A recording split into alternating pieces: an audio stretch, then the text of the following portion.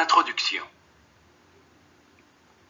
Si vous tombez sur un trait particulier de méchanceté ou de sottise, veillez à ne pas le laisser vous contrarier ni vous affliger, mais à le considérer uniquement comme un élément qui vient s'ajouter à votre savoir, un nouveau fait à prendre en compte dans l'étude du caractère de l'espèce humaine. Votre attitude à l'égard de ce trait de caractère sera celle du minéralogiste qui rencontre un spécimen minéral très caractéristique. Arthur Schopenhauer. Tout au long de notre existence, nous avons inévitablement affaire à un certain nombre d'individus qui sèment le trouble et rendent nos vies difficiles ou malheureuses. Ces individus sont des leaders ou des patrons, des collègues ou des amis. Ils peuvent être agressifs ou passifs-agressifs, mais ils sont généralement très forts pour jouer sur nos émotions. Ils ont souvent l'air charmants et joliment sûrs d'eux, débordant d'idées, d'enthousiasme, et savent nous ensorceler.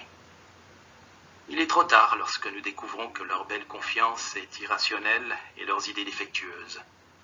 Parmi nos collègues, ils peuvent être ceux qui, nous jalousant en secret, sabotent notre travail ou notre carrière, tout excités de nous faire chuter.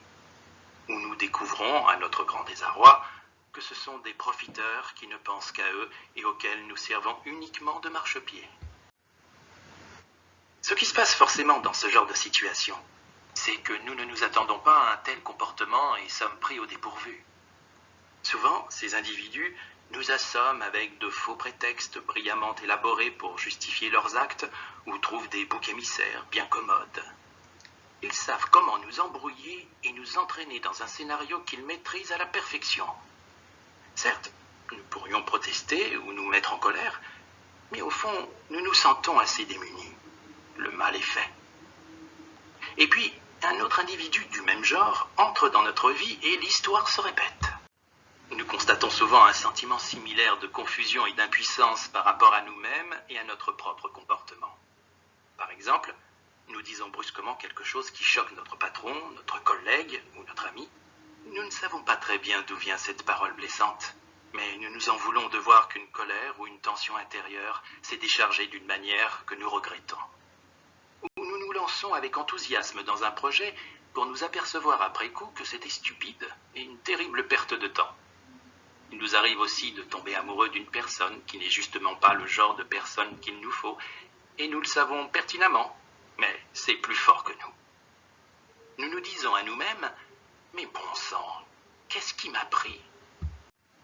Dans ces différents types de situations, nous nous surprenons à tomber dans des schémas de comportement autodestructeurs qui semblent nous dépasser. C'est comme si nous abritions un étranger à l'intérieur de nous, un petit démon qui opère indépendamment de notre volonté et nous pousse à faire ce qu'il ne faut pas. Et cet étranger en nous est assez mystérieux, ou du moins plus mystérieux que l'image que nous avons de nous-mêmes. Que dire de ces deux phénomènes ? Des actes répugnants des autres et de notre propre comportement parfois déroutant, qu'en général, nous n'avons pas la moindre idée de ce qui les motive.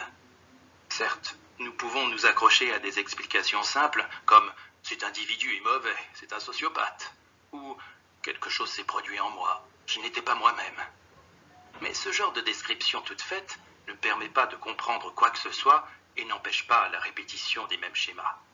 En vérité, nous, les êtres humains, vivons en surface, réagissant émotionnellement à ce que les autres disent et font.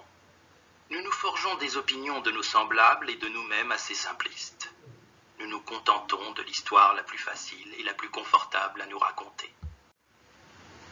Et si pourtant nous pouvions plonger pour aller voir plus profondément ce qui se trouve sous la surface, si nous pouvions creuser tout au fond jusqu'aux racines du comportement humain, si nous arrivions à comprendre pourquoi certaines personnes deviennent jalouses et tentent de saboter notre travail, pourquoi la confiance intérieure mal placée de certains individus leur donne la conviction d'être irréprochables et infaillibles. Si nous pouvions vraiment saisir pourquoi les gens se comportent soudain de façon irrationnelle et révèlent une face beaucoup plus sombre de leur personnalité. Ou pourquoi ils sont toujours prêts à fournir une explication rationnelle à leur comportement.